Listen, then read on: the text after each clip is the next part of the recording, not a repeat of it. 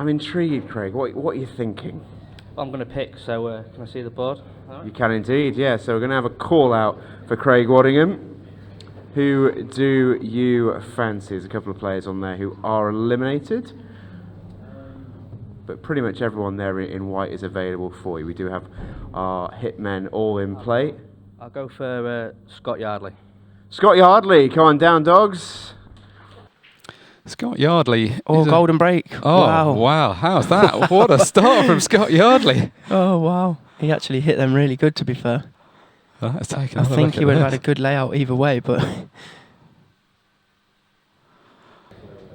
with a golden break, it's once you get that first frame on the board, you settle down, and it's a quick fire format. Ah, now look. Wow. Crazy. Oh, look at the layout too. Well, Scott's not going to get a better chance than this to go 2 ahead, straight into the pocket with the cue ball. And I don't really think he needs to play any cannons here either, Mark. I think yellows, they all join up really well, unless he can just nudge the red onto the side cushion first shot to make his work no work at all really, but it is a little bit risky because you've got to get the pace right. Yeah, I think he's tried to land on the yellow into the top right there, and he's just underhit it because he has to land good on that ball to be able to play a decent enough positional shot, because the red is causing him a bit of bother at the minute with where it is. So nice when you're the lower ranked player just to get out there and get a good start. Couldn't have a better start than the golden break. Love to follow that up.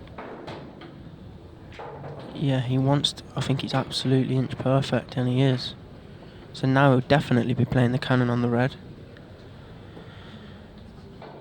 He might even play the join of the 2 balls, which should guarantee him a shot, but I think you'll just see him bump the red away, which also guarantees him a shot.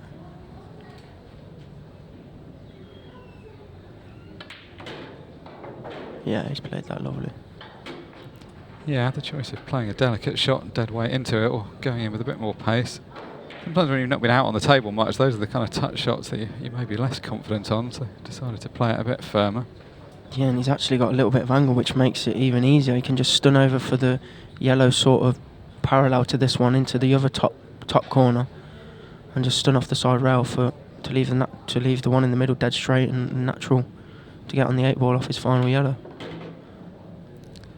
We've seen a lot of cool stories already today. There's been some entertaining moments. One thing you feel we haven't really had is a sort of underdog story where the lower ranked player has done a job on one of the top pros. This looks like it could be a chance for it. Yeah, definitely. It's a great start, the ideal start from Scott. A golden break followed by a great break from Craig and an in-off. And he's a little bit short, I think, because he wanted to be high on the yellow closest to the 8 to just make it natural. I think he's just about okay, but ideally he wanted this ball to be straight to just leave the half ball natural to roll down onto the 8 ball, but should be fine. They just play this dead slow. Yeah, just I don't think that's any good. No, that seemed to be a bit caught between. Sorry, Mark. I was going to say, it seemed a bit caught between shots, didn't it? It felt like he either needed to force it in with side and hold it, or just play it really slowly if he wanted to stop high on it. Yeah, he definitely didn't want to leave the cue ball near to the side cushion either. This is pretty much impossible to get on the 8 now. Is he digging down and playing it off the red? Is he just trying to screw back, leave an angle? He's never going to get a great angle though from where he was. I think that might have been the shot there. Dig down and try and prod it off the red. It was the only way to get position on the 8. Oh, this is a massive shot now. It does pop, but wafer thin. Nothing to do with the white really. He hasn't got to get position and it's not really going to go in off, so just needs to focus on the pot. Very easy to miss these shots thick. I know it sounds obvious, but because he's got to catch it so thin, yeah. You see them shots miss thick 9 times out of 10, but which is the obvious really because of how thin it is.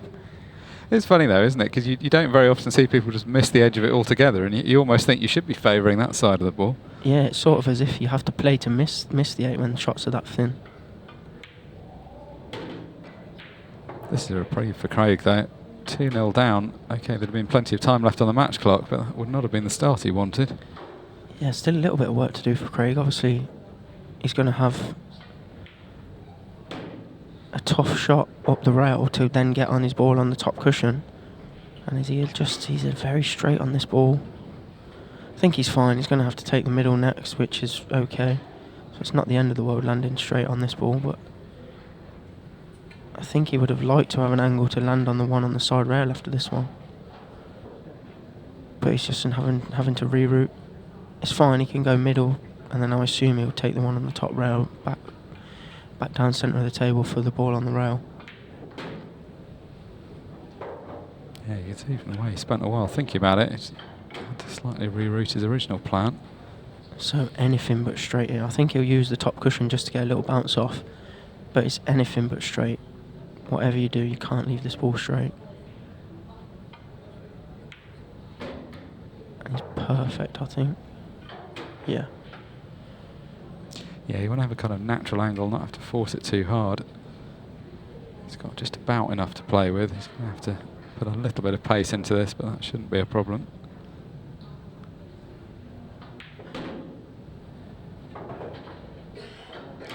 The table was reclothed at the mid-session interval, so you would imagine the pockets are going to play fairly big down the cushions. Yeah, Craig's such a deadly potter as well. You would always back him in these sort of situations. Yeah, heart of the pocket. That was in on any table.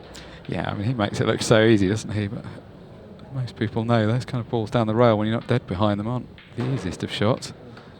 Yeah, I think the conditions we're used to now and playing on now, that them shots have become meat and drink really for the pros, whereas years ago they were the pressure, the big shots in the frame. Now they're sort of meat and drink with how big the tables play.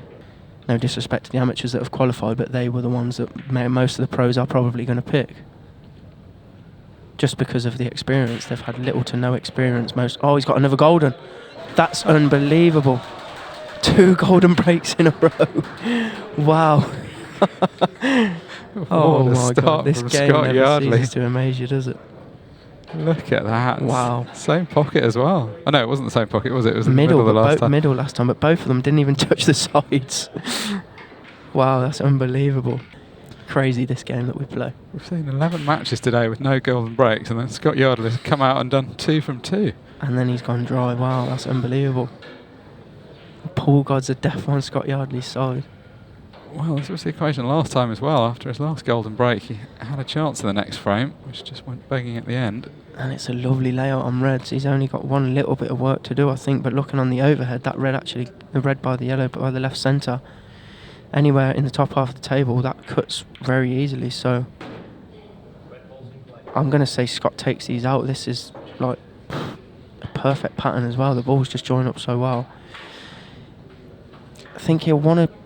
I'll take the ball bottom left here and then leave... He wants the white pretty much where it is now on the next shot, to then leave the red straight as he can in the centre. Yeah, I'm with you on that. I don't know why he's played that cannon. There was no need for that. Yeah, the cannon was very unfortunate. Well, very unnecessary, really. Yeah. Obviously, it's hard. It's easier from the commentary box to see the shots and everything. Obviously, Scott doesn't have the overhead view that we have, but if he just walked round that right-hand side of the table, he would have seen that red did go, and it went comfortably, really. These are the kind of chances he's got to take. Craig Waddingham is not the easiest player to beat in any format of the game. But having had the 2 golden breaks, he needs to try and add to it. I think he can play red off red, but the red's just going dead.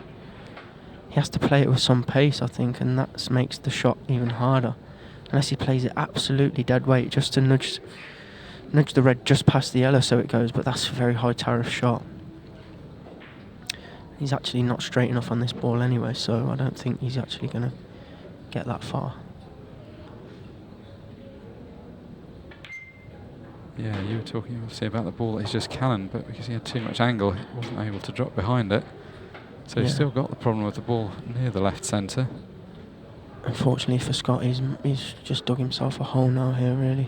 If he could have that shot back, second shot into the visit, I'm sure he wouldn't have played to try and cannon the yellow. As pool players, we try and make our work literally too easy at times. We all do it.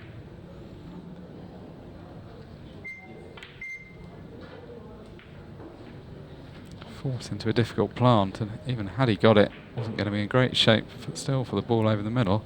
And that's a big error because he's left a big pocket as well for Craig's toughest ball on the table. And if when he gets on that, the yellow closest to the red actually goes into this top left pocket as well. So it looks tricky to you at home, but if Craig gets good on that rail ball, he can't miss it, and it's natural position to the yellow on top of the red. Although he would have been liked to have been on it earlier. He'd like to be on it after this shot, but he can't get on it from this shot, so he's going to have to go a different way about this. It's been a funny match from Craig's perspective. Yeah, I think now you go middle and land anywhere on the side rail, and it's pretty much done. Obviously the shots still need the respect they deserve, but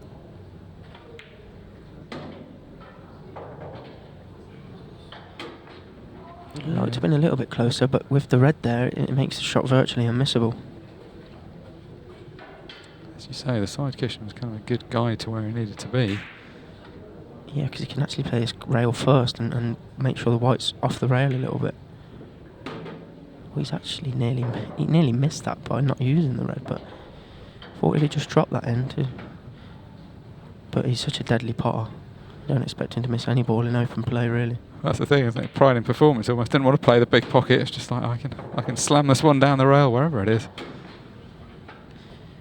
Yeah, and that could be a big turning point in this match, Mark, because like you said, with the 2 golden breaks, Scott and a great chance. Well, realistically, it could be 4-0 to Scotland. Could be shaking hands and. Yeah, I mean, you wouldn't say Scott's going to be embarrassed by the fact he's had the 2 golden breaks, but the fact he hasn't managed to make anything of the other 2 frames, he has let slip 2 really good chances now. Christie's one of the most naturally talented pool players out there. And oh my God, he's nearly got another one. Wow. Well, he can be disappointed with that. But he's just not stop short. I don't think he's even bothered that the black's there. If that yellow goes past the black, this should be 3-2. It's a perfect layout. Yeah, and what the last 2 chances he's had were kind of must-take ones, but this really is a must-take one now. He can't obviously rely on golden breaks. He's got to start clearing up some of the frames. Again, he's just played a slightly unnecessary cannon.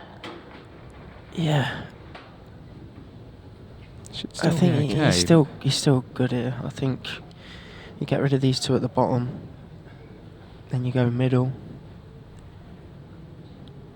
which naturally leaves you on the one into the top. I think your last 2 balls are going into the top right as we look. So he didn't have any choice but to play some kind of contact on the yellow, but just knocked the one he played a bit further than he wanted. Still in good shape there at the bottom of the table. Yeah, like you say though, Mark, this is huge because Scott's had 2 golden breaks and the first 3 chances in every other frame in open play with, you have to say, pretty good layouts, and he finds himself at 2-2. 8 minutes remaining on the match clock. Obviously going ahead at this point in the match is super valuable. It looks tight, but it must go because it wouldn't have been this far into the clearance if it don't go. But as we've seen from that shot there, it does look very tight. You'd like to have been a little bit straighter on it, but it must go. He wouldn't have come this far into the visit, surely, if it doesn't. I wouldn't want to be playing this at speed either because the 8 ball could go anywhere if he is playing it off the 8. Yeah, it's hard to tell, isn't it? From the overhead angle that we've also got in the commentary box, it looks like it does sneak in, but he's now starting to line up the shot off the 8 ball. Doesn't want to knock the 8 safe, as you say. Oh, that was so risky. To be honest, he's got what he's deserved there. He has got what he's deserved there. There was no need. He played an unnecessary cannon in his last visit to the table. That was costly. It looks like it's going to be the same equation here. Yeah, there was no need to play that. That's the difference sometimes. The top pros just make the game look easy by playing the right shot. Scott played the right shot a few times in a row, but then just slipped a bit out of perfect position. Yeah, it all went wrong when he didn't land straight on the ball in the middle, really, because if he lands straight, all he has to do is play 3 stun shots and he's won the frame, basically. I get Yeah, maybe he was going away from his work. He didn't want to. But I think he could have just dropped that in dead weight, surely. Craig's played. Yeah, he's fine. Played for an area there, which, when you've got 4 balls in the bottom of the table, is always not a bad idea.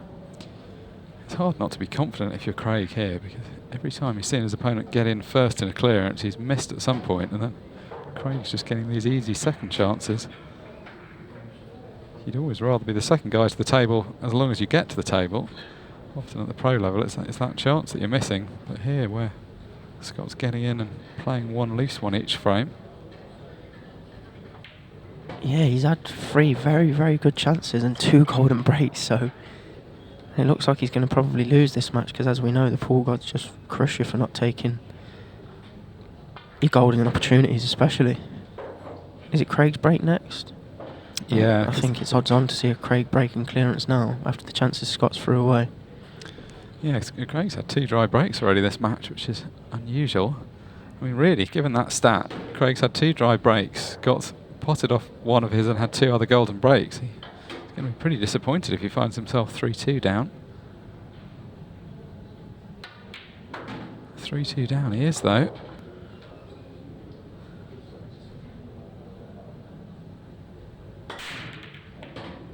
Crunching break. Well, you were right with the first bit. Ball's down. It's not a road map, there's work to do, but they're certainly on. And I think if he's on the red by the 8, he can get to the side rail. No, he's not taking it first. I thought he might take the red by the 8 and get to the side rail, because he was just going away from his work there. It's the 6th And frame this of is the match. not an easy shot now. If it's not the natural enough, he's fine. It wasn't perfect. Yeah, he's played that well. I was going to say, this is the 6th frame of the match, and this is the first time that Craig's been in first with a scoring chance. He's Yeah, that's relied crazy. on being given chances.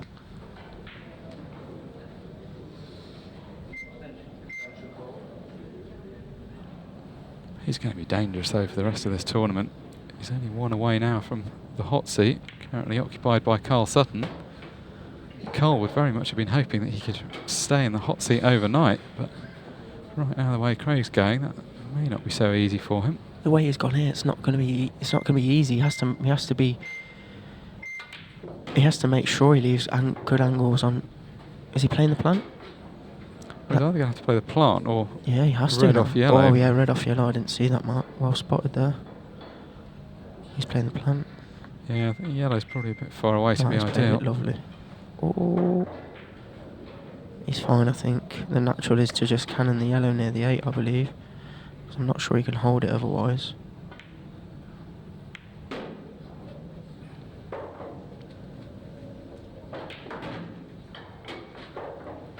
Yeah, and that was odds on, really, wasn't it? After the chances Scott's threw away.